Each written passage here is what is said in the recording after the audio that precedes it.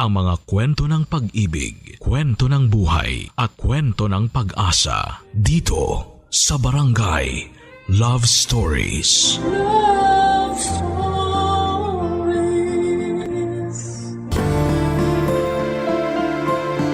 Walang perpektong relasyon, ngunit hindi tama na tayo ang magiging dahilan upang tuluyang masirang pagsasamang ating iniingatan. Minsan kapag kinukulong ang isang ibon ay mas lalo lang niyang gustong lumaya at kumawala. Ikaw kabarangay, maluwag ka ba sa iyong partner? Dear Papa Dudut, habang may buhay, may pag-asa. Yan ang lumang kasabihan na tinanim ko sa aking isipan simula pa lamang noong kabataan ko. Pero habang may buhay ay meron ding pagsubok. At yon ang mga karanasan na gusto kong ibahagi sa programa ninyong Barangay Love Stories. Sobrang hilig ko talagang makinig ng radyo hanggang isang araw ay napakinggan ko ang programa ninyo. Simula noon ay naging libangan ko na ito habang tumatao sa negosyo kong tindahan ng mga pruta sa lugar namin sa Pasig. Bago ko ipagpatuloy ang pagbabahagi ng aking istorya, ay tawagin niyo na lamang po ako sa pangalang Reggie. 45 years old at tubong Bagong Ilog sa Pasig City. Babae po ako, pangalang lalaki lang. Meron akong 3 anak sa kinakasama ko noon na pangalanan na lang nating Arnel. Bale, 3 taong kaming magkasintahan bago kami nagpakasal taong 2001. Sakto kakatapos ko lang din noon sa kolehiyo. Magsisimula ang lahat isang buwan mula nang maikasal kami, Papa Dudut.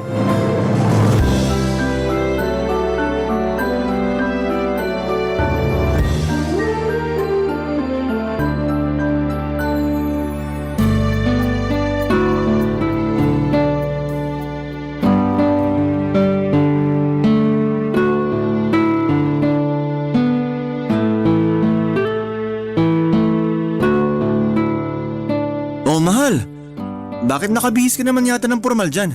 May lakad ba tayo na hindi ko alam? Para makapagbihis na rin ako. Nako mahal, wala naman tayong lakad. Saka ako lang ang aalis. Ha? Saan ka pupunta? May job interview kasi ako. Tagal na nun nakaschedule eh. Kinakabahan nga ako pero naniniwala ako na makakaya ko naman lusutan yun. Ano? Teka, bakit ngayon mo lang sinabi sa akin yung tukol sa bagay na to? Pasensya ka na kasi nawala na rin sa isip ko. Paanong nawala sa isip mo? Pwede ba yun? Oo naman. Maniwala sa'yo. Sinadya mo talaga na hindi sabihin sa akin eh. Bakit ko naman gagawin yun? Ewan ko sa'yo. Basta, hindi ka pupunta dyan sa interview mo na yan, sinasabi ko sa'yo. Ha? Bakit ko naman gagawin yun? Nakabihis na ako oh. Kaya nga magpalit ka na ng damit mo, mahal. Huwag ka na umalis. Hindi mo na kailangan pumunta sa interview o magtrabaho pa kasi kayang-kaya na kitang buhayin. Seryoso ba yan? Alin? Yung sinabi ko na kaya na kitang buhayin? Oo, pati yung ayaw mo akong pagtrabahuhin. Hindi kasi yan yung unang beses na sinabi mo yun sa akin eh.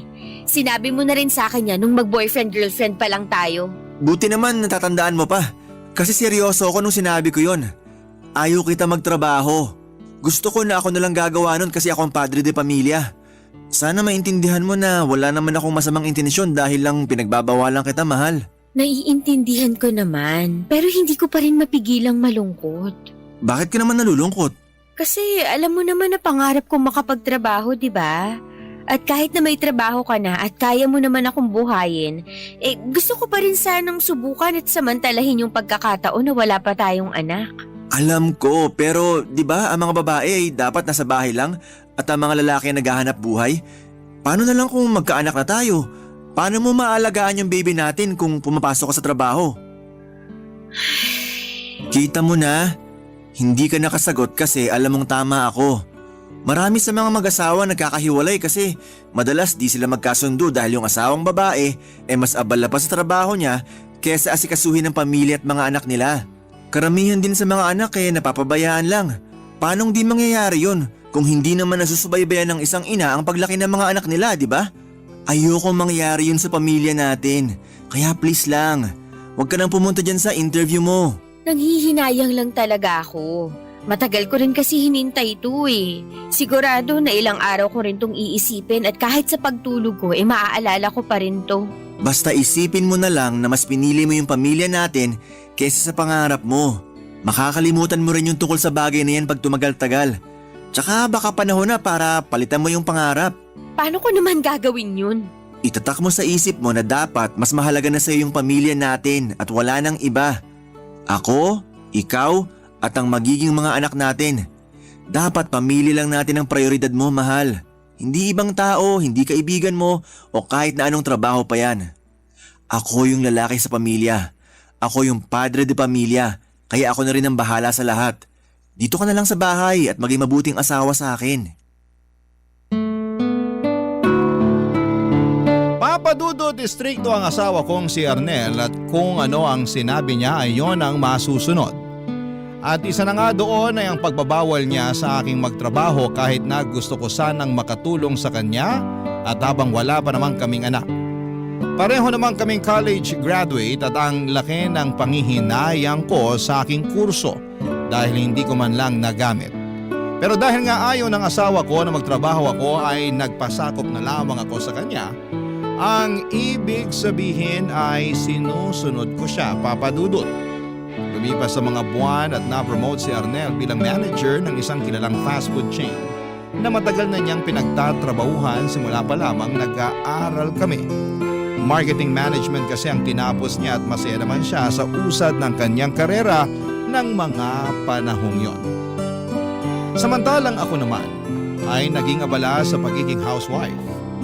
Masaya naman ako sa ginagawa ko dahil naaasikaso ko ng mabuti ang munti naming pamilya ni Arnel.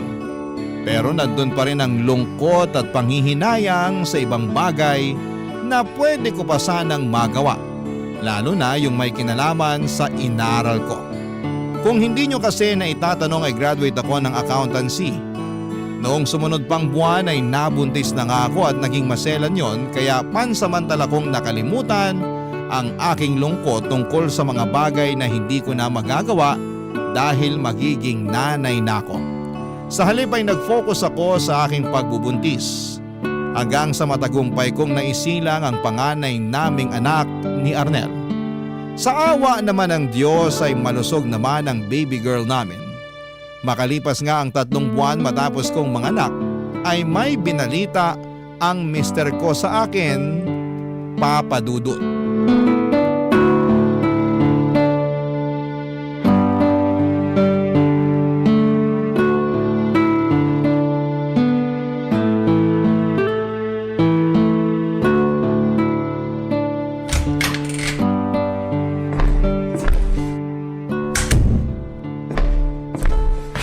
Mahal, gising ka na. Luto na yung almusal natin. Pwede bang matulog muna ako kahit 5 minuto pa? Pwede naman, pero kakain ka pa. Sayang naman yung niluto ko mga paborito mo pa naman yun. Talaga? Sige, babangon na ako. Pagkatapos mong mag-inat, pumunta ka na dun sa mesa para makakain ka na. Dito muna ako sa kwarto kasi may mga tupiin pa akong damit na hindi ko nagawa kahapon. Gawa nang nag-alaga ako kay baby. Sandali. Bakit? Bakit malungkot ka, mahal? May nangyari ba? Ha? Kilala kita. Alam ko na may nangyari base sa reaksyon ng mukha at boses mo. Tsaka kanino ko pa napapansin na salubong yung kilay mo. Kaya sabihin mo na sa akin kung may problema ba. Sige, pero umusog ka muna kasi uupo ako sa kama. Tabihan kita para magkausap tayo. Buti pa nga. Umupo ka na rito sa tabi ko. Ano ba kasing nangyari? Hindi kasi ako mapakali, mahal. Saan? Bakit? Kasi 1 linggo na akong hindi dinadatnan. Tapos naisipan kong mag-PT kasi malakas yung hinala ako na buntis ako. Oh, tapos? Nag-PT ka nga? Oo. Anong resulta? Positive. Buntis ulit ako, mahal. Yahoo! Ang galing naman! Nakadalawang anak agad tayo! Pwede bang huminahon ka lang?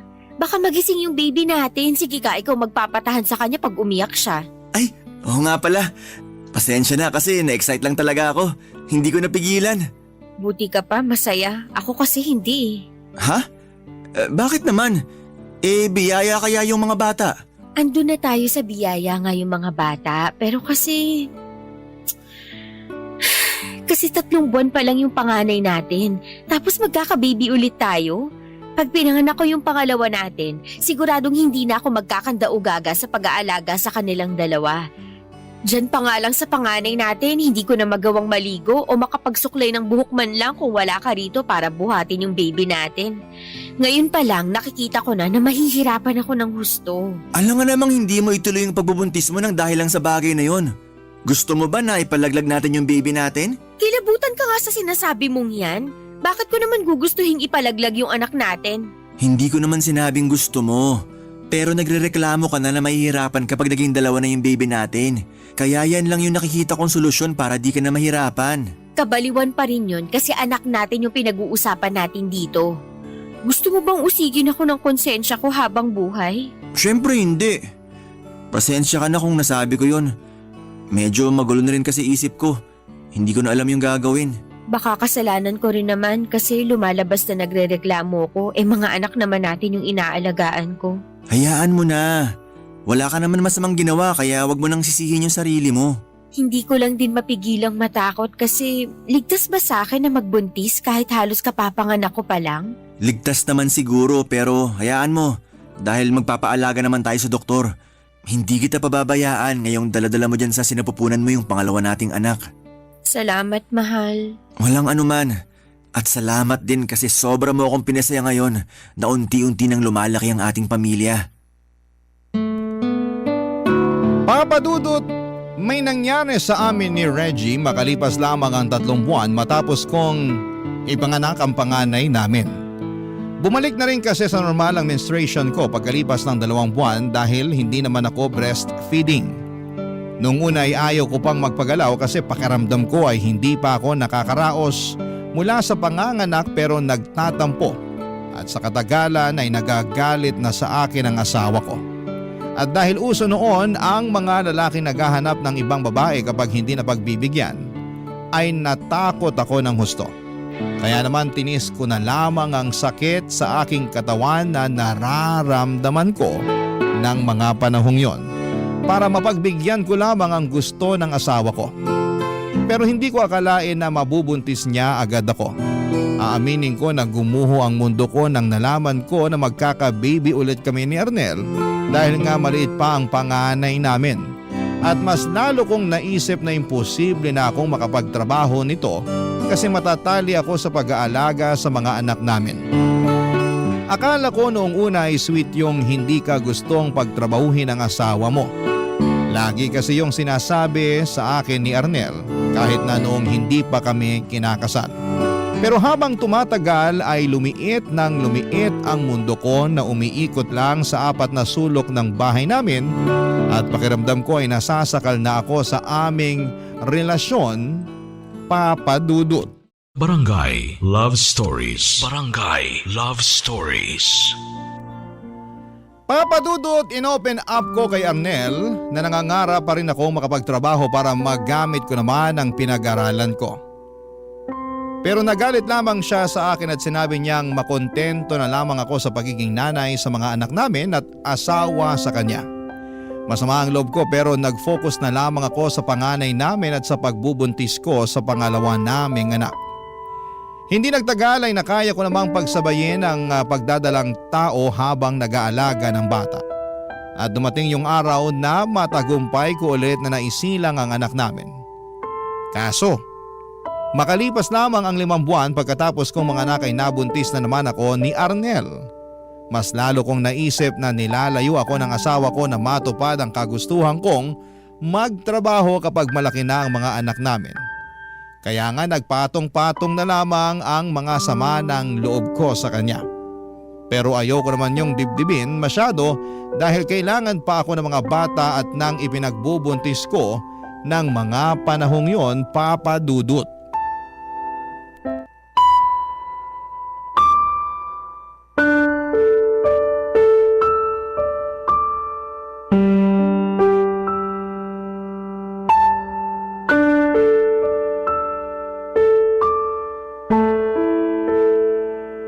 Sino yung kausap mo kanina? Ha? May kausap ba ako? Oo, meron. Ikaw na rin sumagot sa tanong mo. Pero hindi ko siya kilala. Kaya tinatanong ko kung sino siya at kung bakit kailangan mo siyang kausapin. Hindi mo ako kailangang sigawan. Naririnig kita, Arnel. Magkaharap lang tayo, oh. Kumalma ka nga dyan. Kakalma ako kung sasagutin mo na yung tanong ko. Hindi ko alam ang pangalan niya, pero mabait naman siya kaya kinausap ko. At kaya pala todo ngiti ka rin dyan, no? Ano bang pinagsasasabi mo? Hindi pa ba halata? Nagseselos ako. Bakit mo naman pagseselosan yung tao? Wala naman siyang ginagawa. Nagkwentuhan lang kami sandali kasi tinanong ko siya kung bago lang ba siya sa kinukuhanan natin ng tubig. Sa ngayon ko lang din siya nakita kaya kinausap ko. Bakit kasi kailangan mo pa siyang tanungin? Hindi ka na lang manahimik dyan at pabayaan mo yung tao na magtrabaho. Masyado kang pabida at madaldal. Sobra ka naman magsalita. Nagsasabi lang ako ng totoo. Walang totoo sa mga sinasabi mo para lang sa kaalaman mo. Teka, bakit nakabihis ka? Saan ka pupunta? Makikipagkita ako sa kaibigan ko. Nagsabi ako sa'yo kagabi tapos tumango ka na lang nun dahil inaantok ka pa. Inaantok na pala ako eh. Malamang hindi ko yung narinig ng maayos. Anong ibig mong sabihin ngayon? Tinatanong pa ba yan? Hindi ka aalis. Arnel naman! Kahit na ano pang sabihin mo, dito ka lang sa bahay natin. Napakainit sa labas tapos kakaladkirin mo mga anak mo. Nasisiraan ka na ba ng ulo? Baka mapabayaan mo lang sila. Magta-tricycle naman kami Saka sa mall naman kami pupunta ng mga kaibigan ko para hindi mainit. Kahit nasa simbahan pa kayo pumunta, wala akong pakialam. Dapat kung anong gusto ko, yun ang masunod. Hindi ka aalis. Hindi mo isasama ang mga anak ko. Dito lang kayo sa bahay natin. Ano ba kasing masama sa paglabas ko Gusto ko lang naman maiba yung paligid ko kasi nagsasawa na ako rito sa bahay natin. Hindi mo ba yun naiintindihan? Laging ikaw na lang yung nakakalabas sa ating dalawa. Paano naman ako? Malamang kailangan ko lumabas para pumasok sa trabaho ko. Hindi lang yun. Umaalis ka rin para makipagkita sa mga kaibigan mo pag day off mo. Tapos ako hindi ko pwedeng gawin yun? Sobra naman yata yun, Arnel. Hindi na tama yun. Yung hindi tama ay ang itsura mo. Ano namang mali sa itsura ko? Posturang-postura ka eh. Kung sa mall lang naman kayo pupunta ng mga kaibigan mo, bakit kailangan mo pang mag-ayos ng gusto? Siguro may lalaki kang pinagagandahan, no? Wala akong pinagagandahang lalaki at wala na ba akong karapatan na mag-ayos ng sarili lalo lalabas ako? Hindi mo na kailangan magpaganda dahil may asawa at anak ka na. Hindi ko naman nakakalimutan yun Hindi naman pala eh. Pero kung umasta ka dyan, mukhang nakakalimutan mo ng pamilyado ka. Baka akala mo na wala na sa isip ko yung delivery boy ng tubig na kinausap mo kanina. Ewan ko sa'yo. Para ka namang tanga Paulit-ulit tayo. Kung ano-anong iniisip mo wala namang katotohanan yung mga binibintang mo sa akin. Bakit ko naman gagawin yun mahal kita, saka yung mga anak natin? Sige nga. Hindi ko alam. Kaya nga para di na ako magkaganito, sundin mo na lang ako. Di ba, masunurin ka namang asawa? Patunayan mo sa akin na marunong ka sumunod sa mga gusto kong mangyari para hindi na tayo mag-away pa.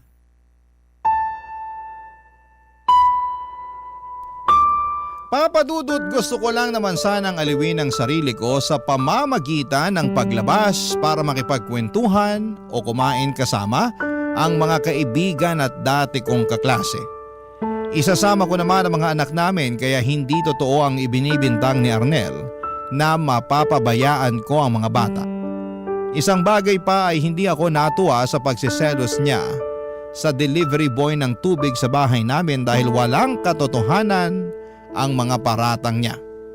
Ni sa hinagap ay hindi ko naisipang magtaksil sa kanya kahit na sumusobra na siya. Kaya nga hiyang-hiya ako doon sa delivery boy na inaway niya noong sumunod na araw. Hindi natuloy yun bumalik sa bahay para mag-deliver. Bali iba na ang nagdadala ng tubig sa bahay namin pero bantay sarado pa rin si Arnel. Ewan. Siloso na wala sa lugar ang asawa ko. Kaya lihim akong naiinis sa kanya at pakiramdam ko. Lalo akong nasasakal sa presensya niya. Pero hindi naman palaging ganon ang imahe ni Arnel kasi sa totoo lang ay may sweet side din naman siya. Bagay na nagustuhan ko sa kanya noong nililigawan pa lamang niya ako, Papa Dudut.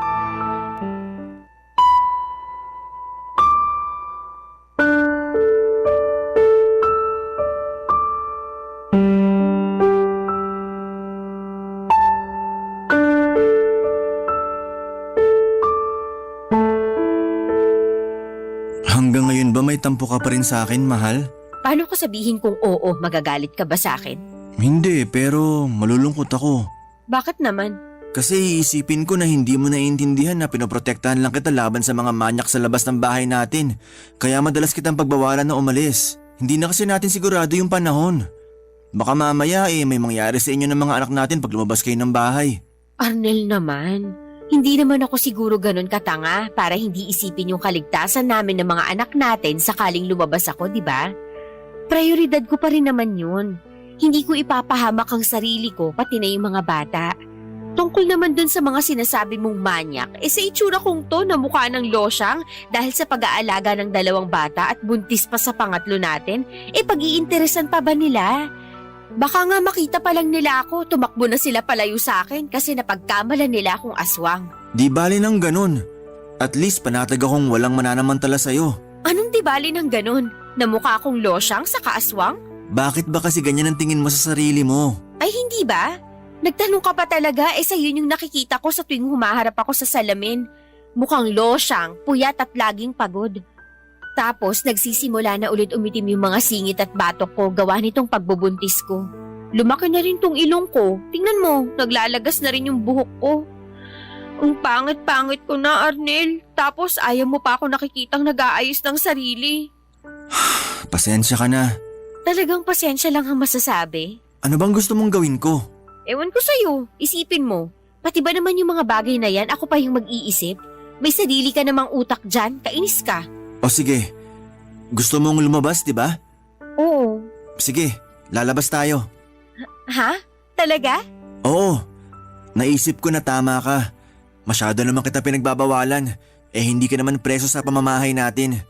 Ayoko na yun yung isipin mo dahil lang ayaw kitang lumabas. Kaya naisip ko na sasamahan na lang kita para makasigurado ako na magiging ligtas kayo ng mga anak natin. Saan naman tayo pupunta? Saan mo ba gusto? Kahit saan, magsabi ka lang. Mag-date tayo katulad ng dati. Pero kasama na nga lang natin mga anak natin. Wala namang problema sa akin yun. Lalo wala naman tayong mapag-iiwanan sa mga anak natin. Sige, ganun na lang. Mag-isip ka ng lugar na gustong-gusto mong puntahan. Tapos sa day off ko, lalabas tayo. Talaga? Totoo ba yan? Oo, totoo yan. Tsaka paraan ng pakikipagbati ko rin to sa'yo. Naku, wala na yun. Basta matuloy lang yung paglabas natin ng mga bata. Alam mo kasi, sabik na akong mamasyal. Matagal na rin simula nung huling beses na nangyari yun, kaya medyo naaaburido na ako rito sa pamamahay natin. Kaya nga paghandaan mo yan, lalo na sa kung anong susuotin ng mga anak natin. Gusto ko maging presentable, pero presko yung magiging damit nila, kasi mainit dito sa atin. Alam ko naman yun. Hayaan mo at hahanapan ko sila ng maayos na damit. Salamat, mahal. Salamat din, mahal. Hindi mo alam kung gaano mo ako napasaya. Excited na ako mag-day off ka para makalabas na tayong pamilya. Ako rin sobrang excited na. Kaya sana huwag ka na magtampo sa akin ha. Bati na tayo. Hindi na ako nagtatampo at oo, bati na tayo. Papadudot noon na lang ulit ako na ilabas ni Arnel simula nang nanganak ako sa pangalawa namin. Para akong ibong nakalaya sa hawla ng mga panahong yon kaya naman sobrang saya ko. Sinulit ko na ang pamamasyal namin dahil alam kong baka matagal ulit yon mangyari. Habang nasa labas kami ay biglang bumalik sa akin ang nakaraan. Yun bang bago pa lamang kami magkasintahan ni Arnel dahil madalas na niya talaga akong nilalabas noon para mamasyal at mag-date. Gaya ng sinabi ko ay may sweet side rin si Mr. ko. Likas siyang maalaga at malambing. Kaya nga nagustuhan ko siya ng husto kasi pakaramdam ko ay nasa kanya na ang lahat ng katangiang hanap ko sa isang lalaki. May pangarap din siya sa buhay at lagi niyang sinasabi na hindi niya ako pababayaan. Lalo na pag may sarili na kaming pamilya. Kaya nang dahil sa date naming yon, papadudot ay naramdaman ko ulit na maging malaya at maging masaya. Barangay Love Stories. Barangay Love Stories. Papadudot mali siguro talaga na umasa ako na magbabago pa si Arnel, lalo na sa pagiging seloso niya. Dahil pagkatapos ng date naming yon ay tumindi ang pagsiselos na nararamdaman niya. Hindi niya makalimutan yung mga nakasalubong naming tao na napatingin sa akin ng panahong yon. May sinabi pa siya sa akin na ginusto ko raw na habulin ang tingin ng mga kalalakihan dahil sa pananamit ko. Ako na lamang ang naaburido kasi siya lang naman ang nakapansin ng mga bagay na sinasabi niya sa akin. Wala akong ginagawang masama, formal ang pananamit ko pero hindi ko na kasalanan kung may tumingin man sa akin. Hindi ko na yon kontrolado. Kahit na mabuting ama si Arnel sa mga anak namin ay hindi naman siya mabuting asawa sa akin. Bukod sa pagsiselos niya ay ramdam na ramdam ko na kinokontrol na niya ako. Sa totoo lang, ang dami na niyang pinagbabawal sa akin. Halimbawa noon ay ang pakikipag-usap sa ibang tao, lalo na sa mga hindi niya kilala. Bawal na rin ako mag-makeup at magpaganda para hindi raw pansinin ng ibang tao. Bawal mag-lipstick, gumamit ng cologne at kahit na anong pabango. Bawal din ang magpa-manicure at pedicure. Grabe, hindi ko na alam ang gagawin para na akong mababaliw nang wala sa oras. Hindi nagtagal ay pinanganak ko na ang pangatlong anak namin ni Arnel. Mas naging tutok ako sa pag-aalaga sa mga anak namin kahit na pagod na ako. Tapos kapag sumusumpong ang toyo at pagsiselos ni Arnel, ay nadaragdagan lang ang pagod na nararamdaman ko, Papa Dudut.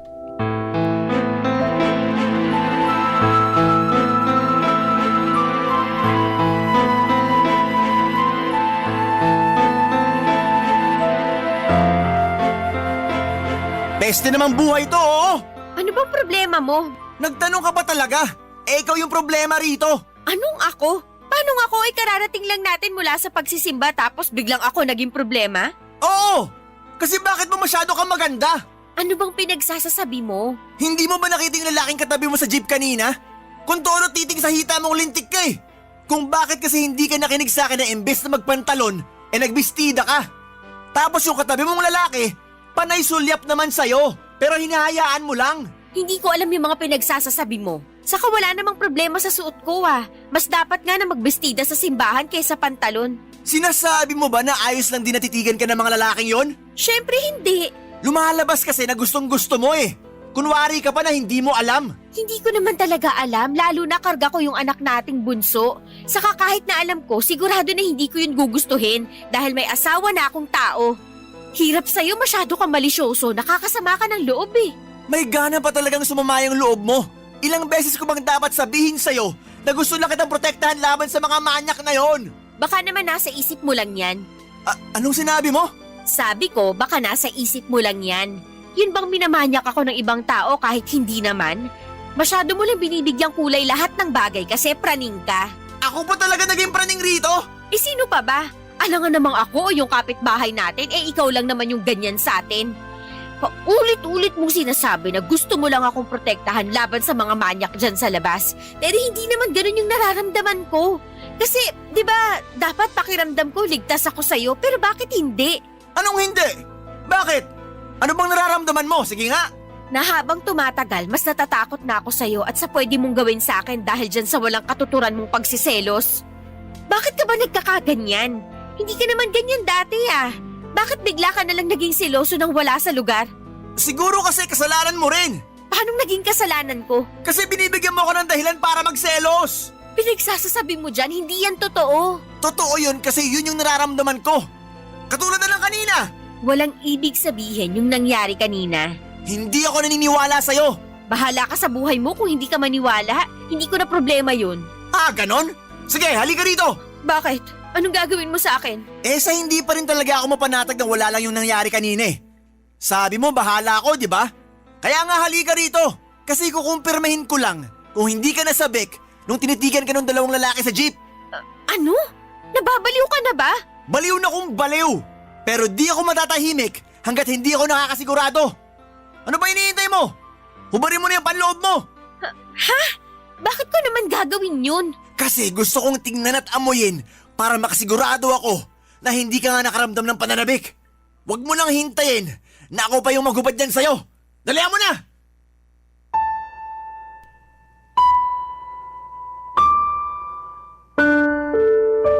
Papadudot, ginawa nga ni Arnel sa akin ang bagay na gusto niyang gawin upang makumbinse ang sarili niya na wala akong naramdamang pananabik doon sa mga lalaking nakatabi ko sa jeep. At kahit na anong iyak at pakiusap ko sa aking asawa na huwag niyang gawin ang bagay na yon, ay tila nagbingi-bingihan siya sa pakiusap ko. Matapos noon ay nagalit ako sa kanya pero mas galit pa rin siya sa akin. Pinagbantaan pa niya ako na ayusin ko ang sarili ko at huwag ko raw subukang makipaglandian sa ibang lalaki habang nakatalikod siya.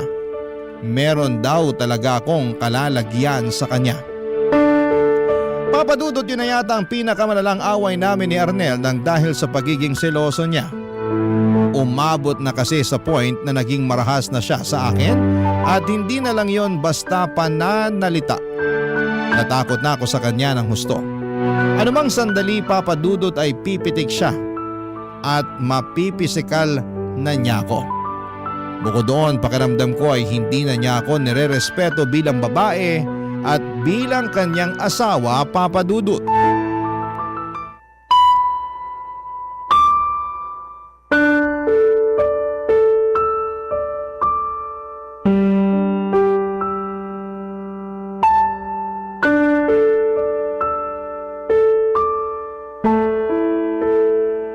Mahal, sige na.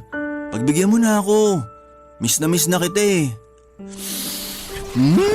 Bango naman. Ano ba, Arnel? Ayoko, wala ako sa mood.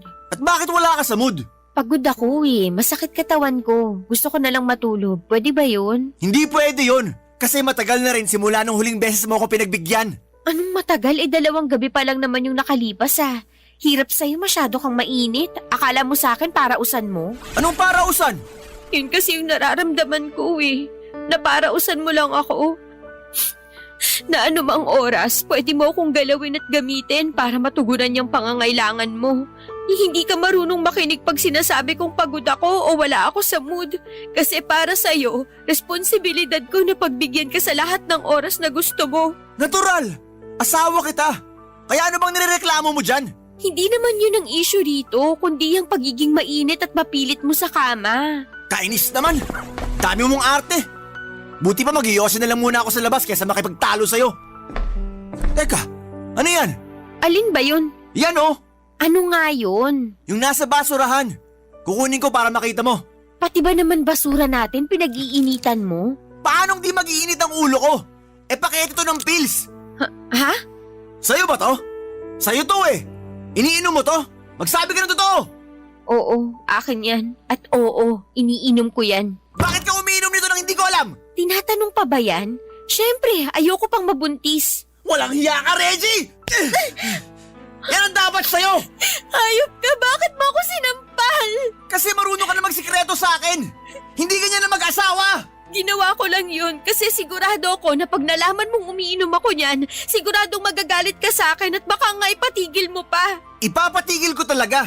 Kasi ito pala ang dahilan para hindi tayo magkaanak ulit! Ilang anak pa ba ang gusto mo mula sa akin? Nakakatatlo na tayo sa loob lang ng 3 taon, Arnel.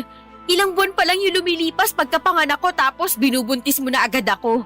Hindi ka na ba marunong maawa sa akin? Responsibilidad mo bilang asawang babae na magbuntis. Nakakalimutan mo na ba yon? Hindi ko yun nakakalimutan pero utang na loob naman. Gusto mo na yata talaga akong mamatay eh.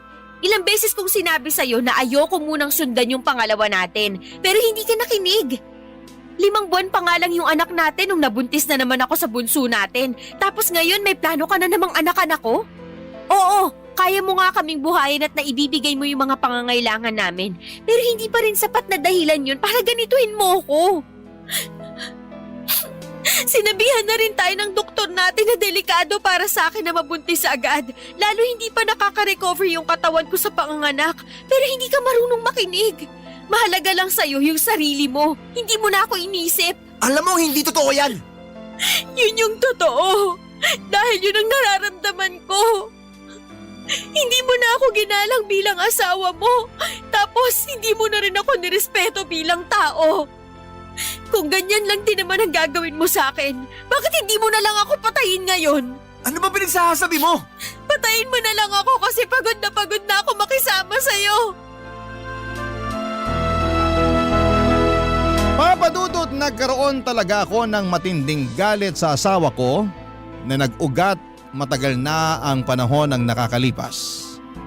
At magpahanggang ngayon ay hindi pa rin tuluyang nawawala ang galit na yon. Pero pagkatapos ng matinding away naming yon ay sinuyo ulit niya ako tulad ng dati. Ngunit hindi na ako nadala at nagpabola sa mga matatamis niyang salita. Sa kabila ng lahat ay pinili ko pa rin makisama kay Arnel dahil siya pa rin ang tatay ng mga anak namin.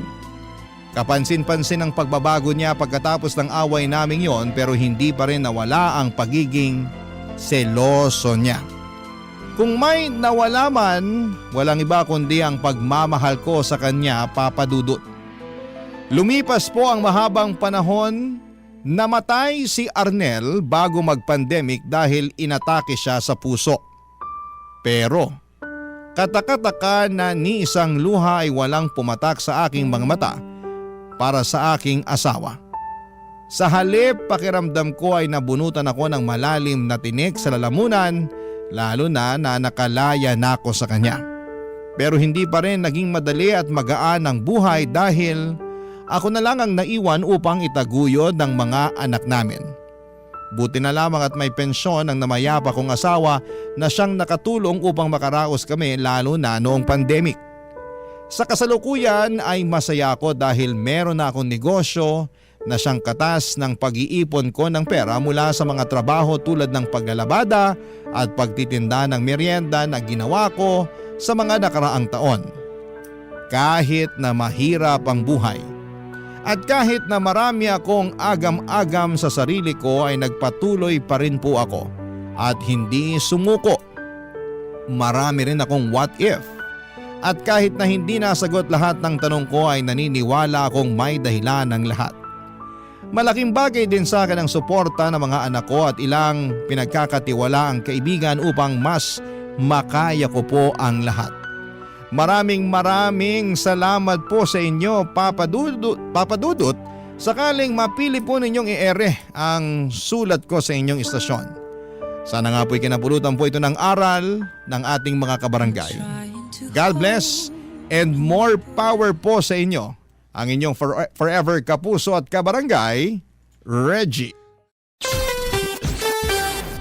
Ano ang masasabi mo sa ating Barangay Love Stories today? Abangan namin ang sagot mo sa comment section. Barangay LS 97.1 97.1 Barangay Love Stories. Love stories. May mga taong kulang ang pagmamahal sa sarili. Kaya naman hinahanap nila ito sa ibang tao. At kadalasan ay wala silang pakialam kahit na may nasasaktan na sila at may naaapakan. Ikaw, kabarangay, naranasan mo na bang maging makasarili sa ngalan ng pag-ibig?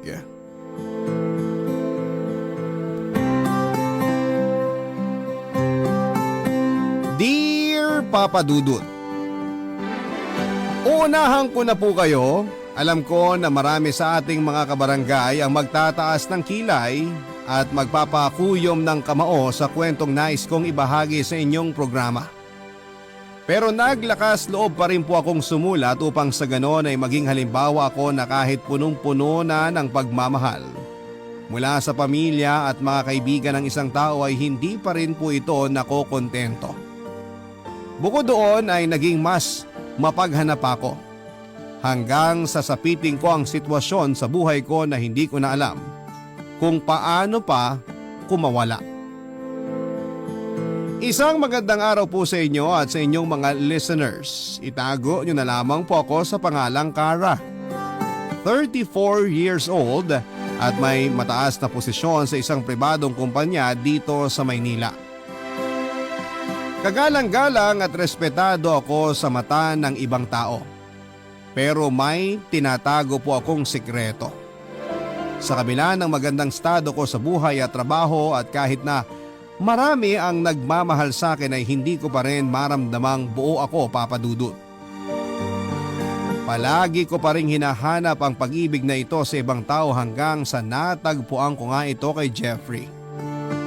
Isang waiter at sumasideline rin bilang hosto o call boy na minsan kong nakilala nang pumunta ako sa bar. Naging malagkit kagad ang tinginan namin ni Jeffrey. Kahit na noon lamang kami nagkakilala. Parang gusto na naming sunggaban ng isa't isa. At nang mga sandaling yon ay hindi na rin siya nag-atubiling lumapit sa akin para kausapin ako, Papa Dudut. At hindi na rin naman ako nagpaligoy-ligoy pa. Hanggang sa nagkasundo kaming mag-check-in sa pinakamalapit na motel at nauwi nga sa pangyayari na alam nyo na, Papa Dudut. Malambing si Jeffrey Cuela at aaminin kong naging kahinaan ko yon. Kaya naman tuluyan na akong nahulog sa kanya. Simula noon ay nagkaroon kami ng kasunduan na nakahanda akong magbayad sa kanya kapalit ng pagiging magkasintahan namin. Nung una, tumutupad naman siya sa kagustuhan pero habang lalo akong na-attach sa kanya, ay mas lalo namang lumalayo ang loob niya sa akin. Dahilan para magalit ako ng husto, Papa Dudut.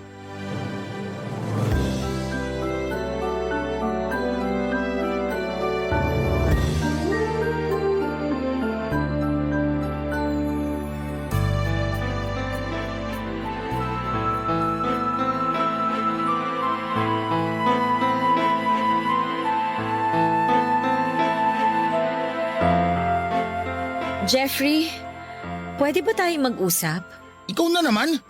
Ano bang ginagawa mo rito? At saka hindi mo ba nakikita may trabaho ko? Diyan pa kami ngayon. Huwag kang istorbo. Anong storbo? Hoy, wala akong pakialam kung may trabaho ka dito. Ang gusto ko, mag-usap tayo. Bad trip ka talagang babae ka. Ano bang gusto mong pag-usapan natin? Marami, Jeffrey. Bakit mo ba ako iniiwasan? Bakit hindi mo na sinasagot ang mga text, chat at tawag ko? May problema ba tayo? Nagkukulang na ba ako sa binabayad ko sa'yo? Sabihin mo, dadagdagan ko! Pwede ba, Kara? Wala na akong pakialam kung lakihan mo ang binabayad mo sa akin. Dahil ang gusto ko lang, lumayo na sa'yo. Naaalibadbaran na ako sa pagmumukha mo. Ayoko nang umaali-aligid ka at lumalapit sa akin. Tarantado ka pala eh! Ay! Ano ba? Itigil mo yan, gago ka! May kasunduan tayo, nakalimutan mo na ba? Wala na akong pakialam sa sinasabi mong kasunduan. Sa wala naman tayong pinirmahang kontrata, kasulatan o dokumento na nagpapatunay sa kasunduan sinasabi mo. Ang ibig sabihin, pwede mapawalang bisa yon kung kailan ko gustuhin. At ngayon na yon. Kaya please lang, lumayas ka sa harap ko. Hindi mo ako pwedeng itapon na lang basta-basta dahil malaki na ang puhunan ko sa'yo, hayop ka! Aba, kita mo tong baliw na to. Anong puhunan yung sinasabi mo? Yun bang mga material na bagay na iniregalo mo sa akin na tinutukoy mo? Hoy, para sabihin ko sa'yo, kusa mo yung binigay sa akin, di ba? Ano, bobo lang? Hulyanin ka na? Kahit kailan, hindi ko yun hiningi sa'yo.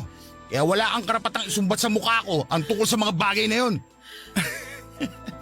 Ganyan ka na ba talaga kadesperada magpapansin sa akin? Ano magagawa ko? Yun ang naisip kong parang para kausapin mo ako. Jeffrey, kung hindi naman problema ang pera, bakit parang nagbago ng pakikitungo mo sa akin? Nasaan na yung dating Jeffrey na malambing? Pwede ba? Huwag mo nga akong dramahan. Nakakasuya ang pagmumukha mo. Para sabihin ko sa'yo, hindi talaga ako malambing. Ikaw lang naman ang gusto maglambing ako sa'yo, buwisit ka. Sige na, marami pa akong gagawin. Huwag mo akong talikuran, hindi pa tayo tapos mag-usap. Wala na tayong dapat pag-usapan pa. Hindi mo ba naiintindihan? Akala ko pa naman matalino ka. Pero utak tingga ka rin pala. Ayoko na sa pera mo dahil ayoko na sa'yo. Hindi mo ako pwedeng itapon na lang ng parang basura matapos ang lahat ng namagitan sa atin. Walang kahit na anong namamagitan sa atin. Ilusyon mo lang yun. Pero gusto na kita. Ano ka mo? Nahulog na ako sa'yo, Jeffrey. Gusto ko nang tutuhanin ang lahat ng meron tayo. Please, bigyan mo sana ako ng pagkakataon para patunayan sa'yo kung gaano kita kamahal. Parang awa mo na, Jeffrey. Alam mo, para ang tanga. Lumuwag na ba talaga yung tornilyo mo sa utak? Para maisip na mahuhulog din ako sa tulad mo? Sinasabi ko na sa'yo na hindi yun mangyayari. Kaya huwag ka nang umasa pa na magiging tayo. Ilusyonada. Ang gusto ko, umalis ka na sa buhay ko. Dahil kung hindi, baka may kalagyan kang lintik ka. Papadudot daig ko pa ang inapaka noon ang pagkatao ng 1,000 ulit matapos manggaling sa bibig mismo ni Jeffrey na hinding-hindi niya matatanggap ang pag-ibig ko sa kanya. Doon ako nakaramdam ng labis na pagka-insecure lalo pat hindi yun ang unang beses na merong tumanggi sa akin, Papadudot. Hindi naman po sa pagbubuhat ng sariling bangko pero may ibubuga naman ako kung ganda lamang din ang labanan. Kaya bakit sawi pa rin ako at iniiwan? Akala ko dahil napapaligaya ko si Jeffrey sa kama ay mas madali na sa kanya na mahalin ako katulad ng nararamdaman ko noon pero nagkamali pala ako. Dahil sa nangyari ay nagsimula na akong iwasan at layuan ni Jeffrey. At kahit na isampal ko pa sa mukha niya ang perang kaya kong ibayad sa serbisyo niya ay wala na rin yung epekto sa kanya. Dahil mas nanaig kay Jeffrey ang pagkairita niya sa akin. Kung ituring nga niya ako ay parang meron akong nakakahawang sakit, Papadudot. Akala ko kaya ko nang tuluyang kalimutan ang katulad ni Jeffrey, Papadudot. Kaso kapag nakikita ko kung gaano siya kasaya sa mga bago niyang kliyente ay hindi ko mapigilan ang sarili ko na magselos at masuklam. Sa huli ay wala rin naman ako nagawa. Ayaw ko nang kawawain na sa kanya ang sarili ko dahil kung ayaw niya sa akin ay kawalan niya yon. Kaya nga kahit masakit at malungkot ay tiniis ko yung pakiramdam at umarting hindi nasasaktan.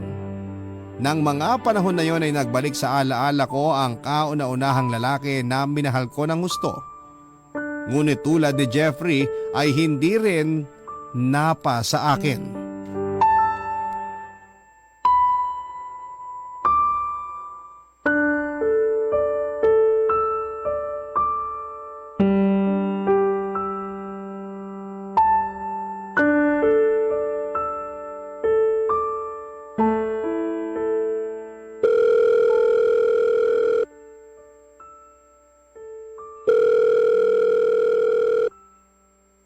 Hello? Sino to? Hi, Mond. Kara? Oh, napatawag ka. Nagpalit ka na pala ng number. Paanong hindi ako magpapalit? Binlock mo na yata ako dun sa dati. Pero mabuti na lang dahil may paraan pa rin ako para makontak ka. Ay, ilang beses ko bang dapat sabihin sa'yo na wag mo na akong tatawagan? Paano kung malaman ng ate mo na nag-uusap tayo? Ano na lang ang iisipin nun? Huwag mo masyadong alalahanin si Ate Tanya. Hindi naman madaling maghinala yun. Tingnan mo, hanggang ngayon wala pa rin siyang kaalam-alam na dati tayong magkarelasyon bago siya umiksena sa buhay natin. Matagal na yun, Kara. At tapos na rin naman tayo. Ang ate Tanya mo na ang mahal ko. May anak na nga kami, di ba? Ganon-ganon na lang ba yun? Porke nabuntis mo ang ate ko, basta mo na lang ako iiwanan sa ere o itatapo na parang basura? Sobrang sama mo naman, Raymond. Akala ko ba ayos lang sa'yo? Di ba nga sabi mo sa akin nun, hindi mo na ako mahal? Madalas na tayo nag-aaway. Nasusuya na ako. Kaya ka ba naghanap ng iba? At ang galing mo naman dahil ate ko pa talaga ang napili mo, no? Ganyan ka na ba talaga kasamang tao? Alam mo, hindi kita maintindihan. Kung umasta ka, akala mo may nagawa akong malaking kasalanan sa'yo. Samantalang kung iisipin, sukang-suka na tayo nun sa isa't isa. Anong magagawa ko kung si Tanya ang nandyan para damayan ako? Sige nga, sabihin mo nga. Di sana umiwas ka na lang, kaso hindi eh. Nagawa mo pang patulan ng ate ko at ang masahol doon, binuntis mo pa siya. Napakawalang niya mo rin ano? Gusto mo pa talagang ipamukha sa akin kung gaano ka kasaya samantalang ako nagdurusa? Ikaw ang pumili ng pagdurusang yan, Kara. Wag na wag mong isisi sa akin kung bakit hanggang ngayon miserable ka pa rin. Saka kasalanan mo rin yan. Masyado kasing mataas ang tingin mo sa sarili mo. Kaya palagi ka na lang iniiwan ng mga lalaking nakakarelasyon mo. Ano bang gusto mong palabasin? Na ikaw na lang palaging magaling? Kung inaakala mo na susunod sa lahat ng gusto mo ang magiging karelasyon mo, pwes, diyan ka nagkakamali. Ayaw na ayaw naming mga lalaki yung may nagdidikta sa amin. Kaya siguro hindi nag-workout yung relasyon natin nun dahil sa pagkakontrolling mo. Huwag mo isisi sa akin kung ganito ako. Ano magagawa ko kung ganyan lang kayo?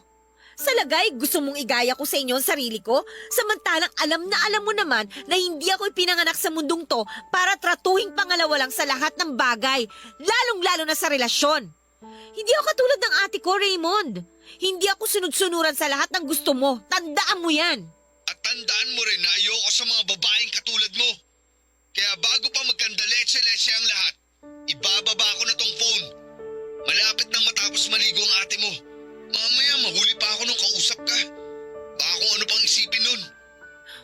Napakasama mo talaga. Wala kang konsensya. Tigilan mo na kasi ako. Ewan ko ba naman sa'yo, ba't ka pa rin habol ng habol sa akin? Kung hindi ka pinanganak para maging mahina, bakit hinahayaan mo ang sarili mo na maging miserable? Mag-isip-isip ka nga. Matalino ka naman. Pero bakit parang hindi mo ginagamit ang utak mo? Sige na. Napakawalang niya mo, Raymond! Hayop ka!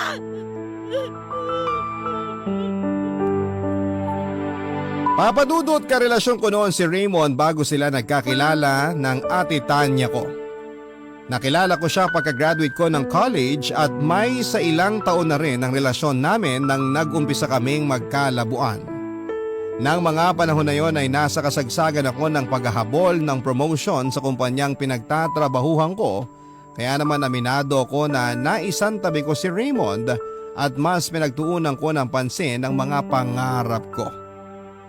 Nang maghiwalay kami ay doon naman niya nakilala ang ate ko. Nalaman ko na lamang yon nang ipakilala siya sa akin ni ate Tanya bilang tatay ng ipinagbubuntis niya. Nakakatawa na pareho nga kami noong nagkagulatan ni Raymond pagkakita namin sa isa't isa. Siyempre hindi ko naman kasi sa kanya noon kinikwento ang tungkol sa pamilya ko. Ang alam lang ni Raymond ay may kapatid ako. Pero never naman niya itong nakita kahit na sa picture man lang. Kaya nga nang mabuntis niya si ate Tanya ay doon ako nakaramdam ng hustong selos at galit sa kanilang dalawa, Papa Dudut. Ang mga kwento ng pag-ibig, kwento ng buhay at kwento ng pag-asa. Nasa Spotify na, Barangay Love Stories. Pakinggan kahit kailan, kahit saan. Barangay Love Stories sa Spotify. Kinig na, kabarangay! Papa Dudut, pinangatawanan na lang po namin ni Raymond na hindi kami naging magkarelasyon at hinayaan ko siyang gampanan ang papel niya bilang asawa ni ate at ama sa anak nila. Mas nag-focus naman ako sa trabaho at doon ko na rin po nagsimulang maghanap ng pansamantalang pagmamahal sa ibang lalaki. Bagaman may pagkakataon na minsan ay nahuhulog po talaga ako ng husto sa kanila, katulad na lamang ng nangyari sa amin ni Jeffrey. Siyempre, sinusubukan ko naman na mag-move on sa dati naming relasyon ni Raymond. Pero kahit na anong gawin ko ay hindi ko pa rin talaga siya makalimutan. Tinatagang ko na lamang talaga ang loob ko na ipakitang masaya ako sa harap ng kapatid ko para sa pamilyang bubuin niya kasama ang lalaking mahal ko, pero deep inside, durog na talaga ako, Papa Dudut. Akala ko kasi wala na akong pagmamahal noon kay Raymond, kaya naman binitawan ko na siya. Pero masakit palang makita na sinalo siya ng ibang tao at si ate Tanya pa talaga. Lumaki po kaming close ng ate ko bagaman hindi kami tunay na magkapatid. Oo, Papa Dudut, ampon lamang po ako. At nalaman ko lamang yon noong nasa high school na ako. Kaya kahit pinalaki kaming dalawa sa pagmamahal ng mga magulang namin ay hindi ko pa rin napigilang magtanim ng sama ng loob at inggit kay ate Tanya, dahil kahit na sinasabi ng mga magulang namin na pantay ang pagtingin nila sa amin bilang mga anak nila, alam ko at nararamdaman ko na mas mahal pa rin nila si ate. Kaya nga nang makagraduate ako sa college ay umalis na ako sa amin at namuhay na mag-isa. Pero paminsan-minsan ay dinadalaw ko pa rin si ate at ang pamangking ko sa bahay nila.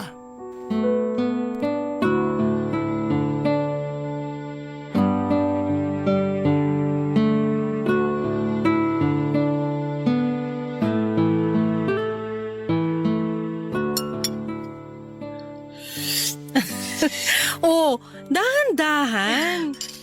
Grabe ate, namiss ko talaga tong bulalo mo. Walang katulad to, promise. Tignan mo to ng bola pa. Balita ko mas masarap ang mga pagkain doon sa Maynila. Iba pa rin yung luto mo, the best. Pero seryoso ha, namiss ko talaga ang mga lutong bahay mo, ate. Tingnan mo, ganado talaga akong kumain. Tsaka na muna ako magda-diet, susulitin ko muna tong bakasyon ko rito. Anong diet? Hindi ka naman mataba para mag-diet ah. Si ate talaga, hindi lang naman para sa mga matataba ang pagda-diet. Siyempre, nagkakaedad na tayo. Dapat mas maging maingat na tayo sa mga kinakain natin. Alam ko naman yon, kaso sa itsura mo, mukhang hindi ka naman nakakakain ng maayos. Tsaka tingnan mo ang itim na ng eye bags mo. Pambihira, natutulog ka pa ba ng maayos? Oo naman. Stress lang siguro ako sa work kasi alam mo na, ang daming ginagawa. Minsan nga hindi na rin ako nakakakain sa tamang oras kasi uunahin ko pa ba yun? Ay nako, mali pa rin yon. Paano na lang kung bigla kang mahimatay habang nagmi-meeting kayo dahil nalipasan ka ng gutom? Paano kung magkasakit ka o magkaroon ng ulcer? Sino na lang ang iintindi sa'yo doon nandito ako sa Bulacan? Ate naman, 29 years old na ako, kaya ko ng sarili ko, no? Sus, palagi naman ganyan ang sinasabi mo. Pero sigurado ka ba talaga na tungkol lang sa trabaho ang dahilan kaya ka nai-stress? Baka naman may hindi ka sinasabi kay ate. Uy, ano ba yon? Ay, ate Tanya naman eh. Ay sus, tigil-tigilan mo ako sa kakaganyan mo ha. Kilalang kilala kita. Ako na ang nag-alaga sa'yo simula nung bata ka pa kaya alam na alam ko kung may hindi ka sinasabi sa akin. Hindi naman kita pipiliting magsabi kasi alam ko personal mo pa ring buhay yan. Malaki ka na. Pero kung kailangan mo ng maiiyakan o makakausap sa kung anumang niyang pinagdadaanan mo, nandito lang naman ang ate. Oh, hala. Kasasabi ko lang, ano bang problema kasi? Tungkol ba to sa lalaki? Ganun na nga ate. Iniwang ka na naman katulad ng dati. Oo. At hindi ko pa rin maintindihan kung bakit paulit-ulit nila akong sinasaktan. Maganda naman ako, mabait, matalino, mapera din naman. Kaya ano pa bang hinahanap nila na hindi nila makita sa akin? Ay, alam mo, hindi naman kasi ganun ang pag-ibig. Hindi porke gusto mo ang isang tao, magugustuhan ka na rin niya. May prosesong pinagdaraanan ng bawat relasyon. At kung sa huli hindi pa rin kayo pareho ng nararamdaman, hindi mo pwedeng ipilit na maging kayo. Kahit nag-aano mo pa kamahal ang isang tao, kailangan mo siyang palayain para hindi na kayo parehong masaktan. Nasasabi mo lang yan kasi successful ang relationship niyo ni Kuya Raymond. At meron kang maayos na pamilya.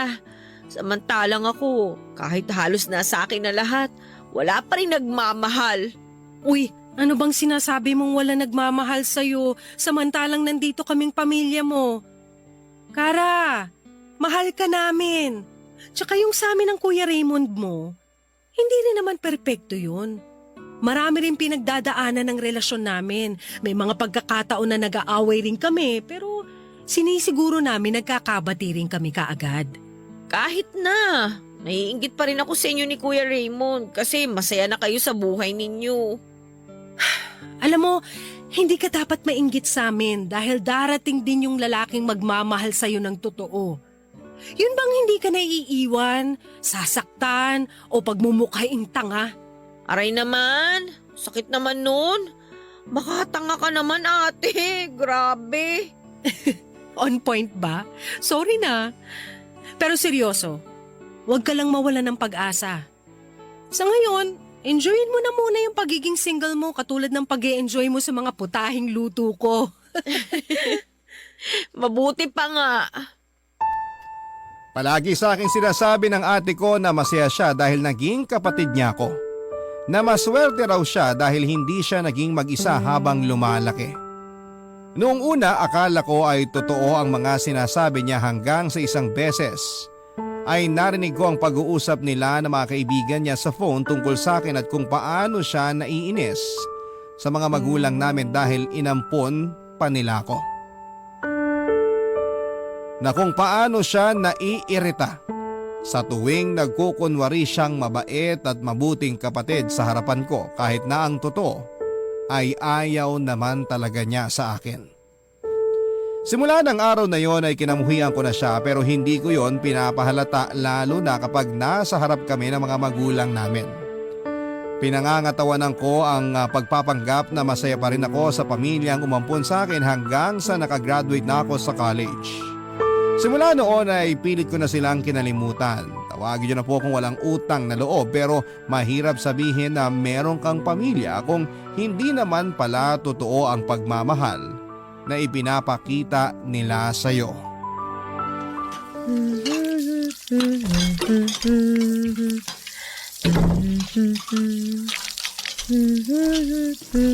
Tanya, mahal.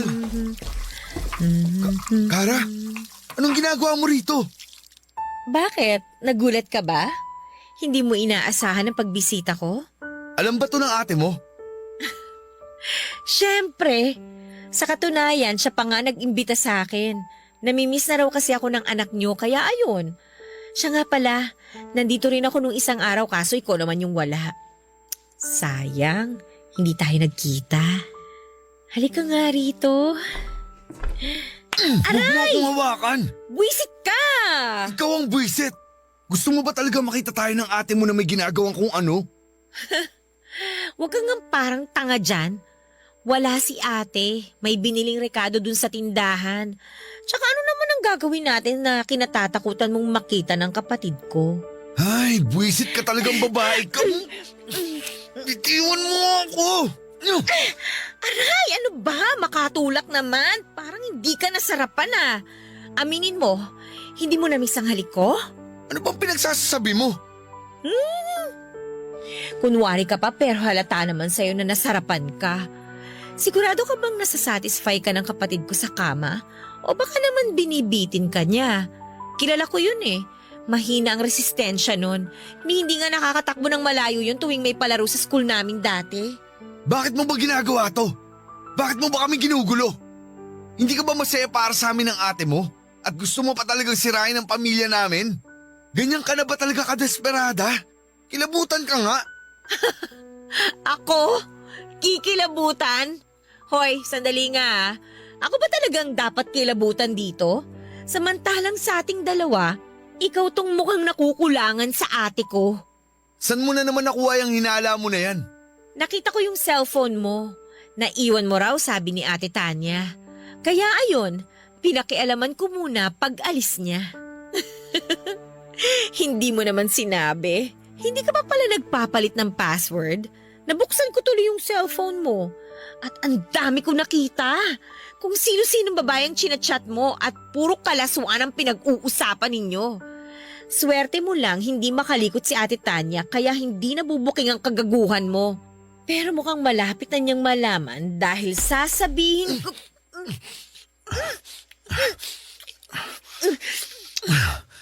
Wag mo akong susumbong sa ate mo na tumitingin sa iba ha.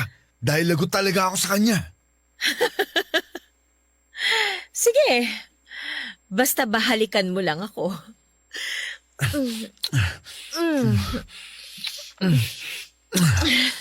Grabe, hindi ko akalain na na-miss ko ang mga halik mo, Kara. Sabi ko naman sa'yo eh. Nang mga panahon na yon ay tuluyan na nga akong naging makasarili at hinayaan ang pagnanasa ko para kay Raymond na magtagumpay kahit na nga asawa siya ng kapatid ko, Papa Dudut. Hindi ko na inisip kung kasalanan ba ang ginagawa namin dahil pareho naman po namin yung gusto. May sa ilang minuto rin noon ang nagdaan bago nakabalik sa bahay si Ate Tanya. Kaya nagkaroon pa kami ng pagkakataon ni Raymond na umarting walang nangyari. Simula noon hanggang sa bago ko umalis sa bahay nila ay naging malagkit na po ang tingin na namin sa isa't isa. Hindi nga nagtagal ay nagsimula na kaming magpalitan ng text messages. Tulad nga ng sinasabi ko noon ay hindi makalikot at hindi mapanghinala si Ate Tanya. Tiwalang tiwala kasi siya na tapat sa kanyang asawa niya. Kontraktor po si Raymond, Papa Dudut, at may pagkakataon na nadidestino siya sa iba't ibang lugar sa ilang araw at syempre kapag nasa Maynila siya. Nagpupunta siya sa apartment ko at doon ay may nangyayari sa amin. Ang mga kwento ng pag-ibig, kwento ng buhay at kwento ng pag-asa. Nasa Spotify na, Barangay Love Stories. Pakinggan kahit kailan, kahit saan. Barangay Love Stories sa Spotify. Kinig na, kabarangay! Tinigilan ni Raymond ang pagkikita namin ng lihim. At kahit lantarang pagtataksil na ang ginagawa namin ay wala kaming pakialam. Nang mga panahon na yon ay tiwalang-tiwala sa kanya ang ate Tanya ko, kaya kahit na anong gawin niyang palusot o dahilan ay pinaniniwalaan siya nito. Aaminin ko na nakukonsensya rin po ako dahil trinataydor ko ang kapatid ko, pero kapag naaalala ko na hindi naman niya talaga ako noon totoong tinuring na kadugo, katulad ng madalas niyang sabihin sa akin, ay mabilis ko ring nasasaway ang sarili ko. Pinipigilan ko po ang sarili ko na mahulog pang lalo kay Raymond dahil alam ko naman sa sarili ko na hindi na niya ako magugustuhan. Ako lang naman po itong nagpupumilit na magkabalikan kami, at sa sobrang pagkadesperada ko ay nagawa ko siyang akitin. Akala ko ay sapat na yon para iwanan niya ang mag-ina niya at mag-umpisa ng panibagong buhay na kasama ko. Katulad ng dati. Kaso nagkamali po ako, Papa Dudut. At mukhang sa hindi ko na mabilang na pagkakataon ay nasaktan na naman ako, mga kapuso.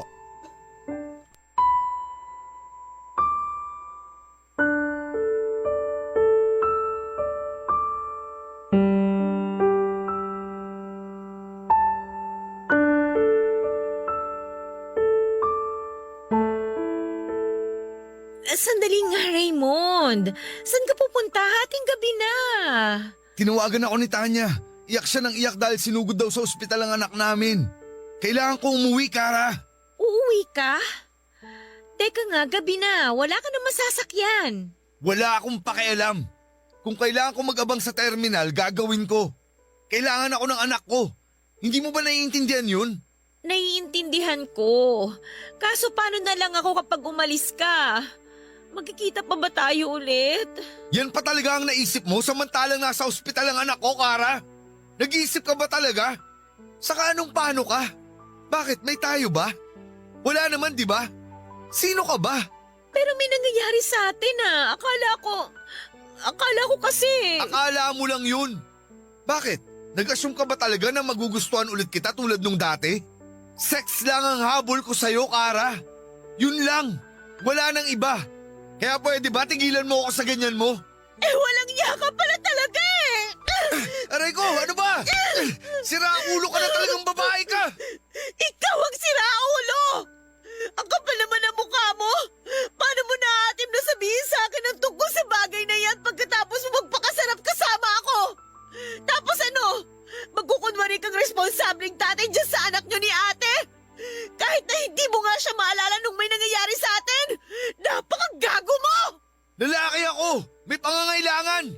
Nagkataon lang na sa'yo ako nasasarapan kaya binabalik-balikan kita. Pero kung papipiliin ako sa inyo ng anak ko, mas pipiliin ko ang anak namin ni Tanya. Saka sinabi ko naman na sa'yo noon na hindi na kita mahal. Ilang beses ko bang dapat ulitin sa'yo para maintindihan ang mapurol mong utak? Nakakabwisit kang babae ka. Napaka-ambisyosa mo na nga, mapalakit ka pa. Ikaw ang buwisa dahil ginamit mo lang pala ako! Napakasama mong tao! Anong ginamit? Wala akong ginagamit, Kara. Dahil pareho nating ginusto na may mangyari sa atin. Tuwang-tuwa ka pa nga habang... Buwisit ka talagang babae ka. Bakit mo ginawa yun? Napakakapal na mukha mo! Lumayas ka sa harapan ko! At huwag ka na magpapakita sa akin dahil sa gana sa buto yung galit ko sa'yo! Aalis talaga ako. Hindi mo na ako kailangang ipagtabuyan, no? Iiwan talaga kitang baliw ka. Papa Dudut, alam ko na kagagawan ko rin kung bakit ako nasasaktan ng husto ng mga panahon na yon. Kung sana noong una pa lamang ay pinili ko ng wag makisangkot sa relasyon ni Raymond at ng ate ko. Hindi ko sana pagdadaanan pa yung matinding sakit na kulang na lamang ay pumatay sa akin. Nagalit po ako lalo na kay Raymond. At naisip ko na kung hindi rin siya magiging sa akin ay dapat ay hindi rin siya magkaroon ng maligayang araw kasama ang mag-ina niya. Aaminin ko na pumasok talaga sa isipan ko na sirain ang pamilya nila sa pamamagitan ng pagsusumbong sa ate ko ng mga nangyari sa amin ng asawa niya. Pero sa huli, hindi ko na lamang po tinuloy ang plano kong yon, Papa Dudut. Alam kong huli na ang lahat dahil may nangyari na sa amin ni Raymond, pero nang panahon na yon ay pumasok sa isipan ko ang anak nila, Papa Dudut. Bigla ko kasing nakita sa kanya ang sarili ko. At kung sakali na lumaki man siyang walang magulang dahil sa akin ay hindi ko mapapatawad ang sarili ko. Pero syempre, hindi lahat ng lihim ay maitatago habang buhay. Totoo po ang kasabihan na walang lihim na hindi mabubunyag. Yun po ang eksaktong nangyari matapos biglang kalikutin ni Ate Tanya ang phone ni Raymond at malaman niya ang affair namin ng asawa niya. At para po siyang bombang bigla na lamang sumabog matapos ko noong pumunta sa bahay nila para bisitahin ang pamangkin ko.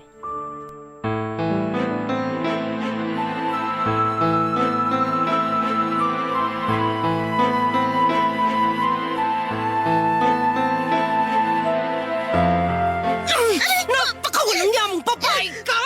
Ano mo ka mo na magpakita sa amin? Ate, bakit mo ako sinasabunutan? Tinatanong mo pa talaga? Eh kung tutuusin, unang pangarap pa na nabunot ko sa'yo, malitiga! Ate, ano ba? Ako! Ano ba pinagsasasabi mo? Nagpunta ako rito para bisitahin yung anak mo. Talaga lang ha? Ano ko ba talaga? O ang asawa ko? Ano bang ingay yan?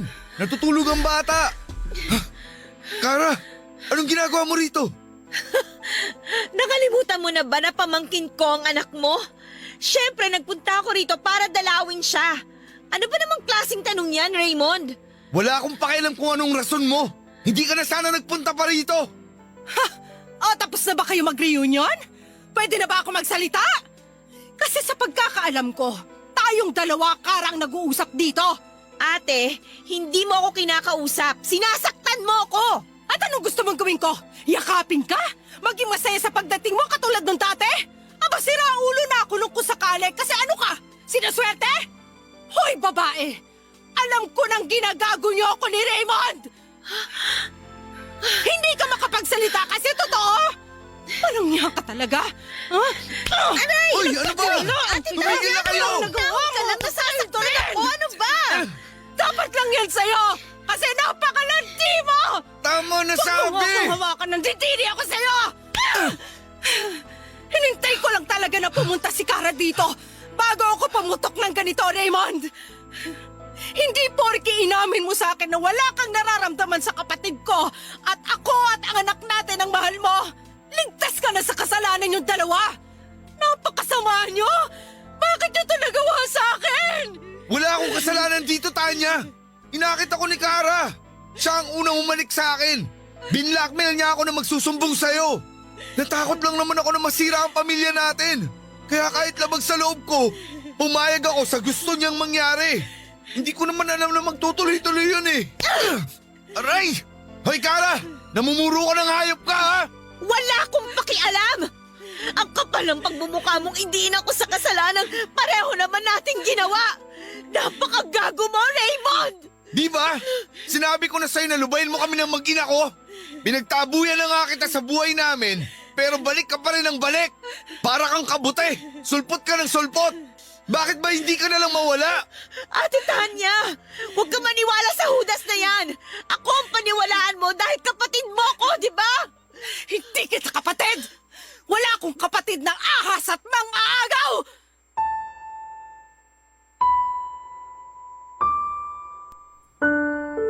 Papa Dudut, pareho po kami ni Raymond na pinalayas ni Ate Tanya sa bahay niya. May punto na kulang na lamang ay pagsusuntukin ko na ang walang hiyang lalaking yon dahil sa kasinungalingan niya. Pero sa huli ay pinili ko na lamang po na umalis na lamang. Sobra-sobra po ang pagsisisi ko dahil hinayaan ko pang umabot sa puntong yon ang lahat. Lalo na kung sa una pa lamang ay iniwasan ko nang tumikim ng kasalanan. Papa Dudut at mga kabarangay, alam ko na marami sa atin na mga nakikinig ngayon na magsasabi na deserve ko ang nangyari sa akin ito. At oo, yun din po ang nasa isipan ko ng mga panahon na yon. Kaya nga labis-labis ang paghingi ko noon ng tawad sa kapatid ko kahit na puro mura at pangiinsulto lamang ang inabot ko sa kanya. Bukod doon ay lumuhod din ako at nagmakaawa sa mga magulang namin dahil nga sa mga nangyari. Sa kasalukuyan ay hindi pa rin po kami nag-uusap ni Ate Tanya, Papa Dudut. At ang huling natatandaan ko ay naghiwalay na rin sila ni Raymond. Kinakausap pa rin naman po ako ng mga magulang namin at nagpapasalamat ako sa kanila ng husto dahil kahit na nakagawa po ako ng pagkakamali ay hindi nila ako kinamuhian. Pare-pareho na lamang po kaming umaasa na sana isang araw ay tuluyan na akong mapatawad ni Ate Tanya. Napakalaking aral po ang itinuro sa akin ng karanasan kong ito, Papa Dudut. Dahil doon ay nagkaroon po ako ng lakas ng loob upang magbago.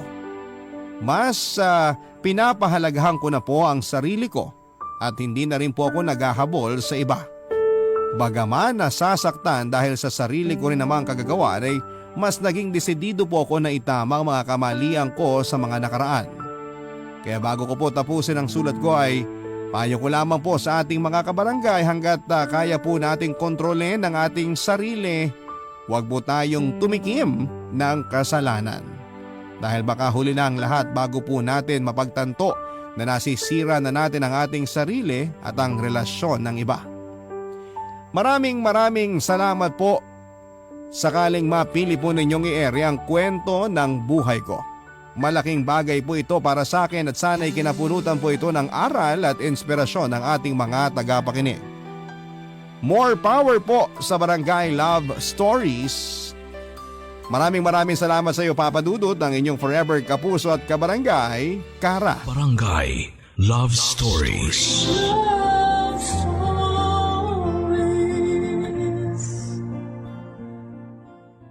Barangay LS 97.1 97.1 Number 1 Forever.